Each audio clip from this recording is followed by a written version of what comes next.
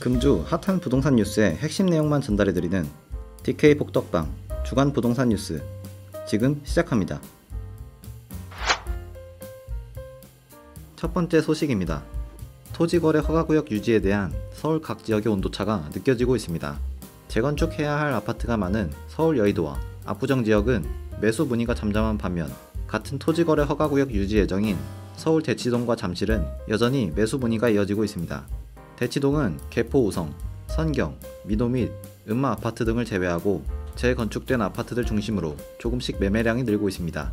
잠실도 마찬가지로 토지거래 허가구역 유지가 기정사실화된 상황도 아랑곳하지 않는 분위기인 것으로 전해졌습니다. 두 번째 소식입니다. 서울 양천구, 목동 노후단지들의 재건축 봄바람이 불고 있습니다. 정부의 재건축 규제 완화로 고비가 풀리자 신속통합기획과 신탁방식 정비사업으로 재건축에 드라이브를 걸고 있습니다. 도시정비업계에 따르면 목동 5단지 재건축추진위원회는 최근 신속통합기획 및 정비계획 수립 협력업체 선정을 위한 입찰 공고를 냈는데요. 목동 일대는 그동안 억눌렸던 재건축 사업이 최근 규제 완화로 정상 궤도에 오른 만큼 더욱 빠르게 사업을 추진하는 방안을 고민하는 분위기입니다. 특히 조합과 시공사들의 갈등으로 사업이 지체되는 사례도 발생해 신탁방식 정비사업을 검토하는 사업장도 늘고 있습니다. 세 번째 소식입니다.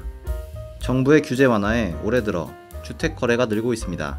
이에 집값이 바닥을 찍은 것 아니냐는 분석이 나오고 있지만 아직 10명 중 6명가량은 바닥이 아니라고 보고 있다는 설문조사 결과가 나왔습니다.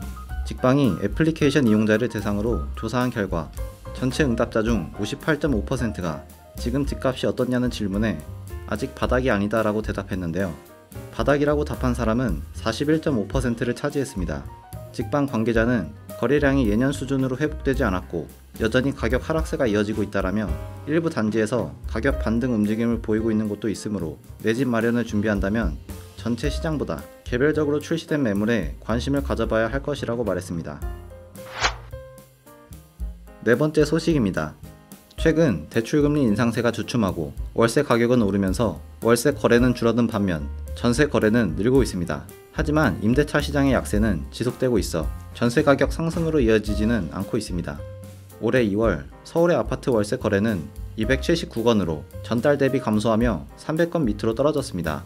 전세 대출 금리 상승으로 전세 수요가 월세로 이동하며 월세 거래가 가장 크게 늘었던 지난해 4월보다는 100건가량 줄었는데요. 반면 전세 거래는 다소 증가하며 반등했습니다. 올해 2월 서울의 월 임대료가 없는 아파트 전세 거래는 13,203건으로 전월 대비 2,400건 이상 늘었습니다. 아파트 전세 거래가 13,000건을 넘긴 건 지난해 2월 이후 1년 만입니다. 다섯 번째 소식입니다. 정부의 부동산 규제 완화 신호에 하락폭을 줄여가던 아파트 값이 다시 떨어졌습니다. 지역별로 낙폭 확대와 축소를 반복하는 가운데 급매물이 다 팔린 지역에서는 내림세가 이어지고 있습니다. 이달 3일 기준 전국 아파트 매매가격 지수 변동률은 마이너스 0.22%로 전주 대비 하락폭이 커졌는데요. 전국 아파트 값은 지난 2월 첫째 주 마이너스 0.49%를 기록한 이후 계속 낙폭을 줄이다가 약 2달 만인 이번 주에 다시 하락폭이 확대되었습니다.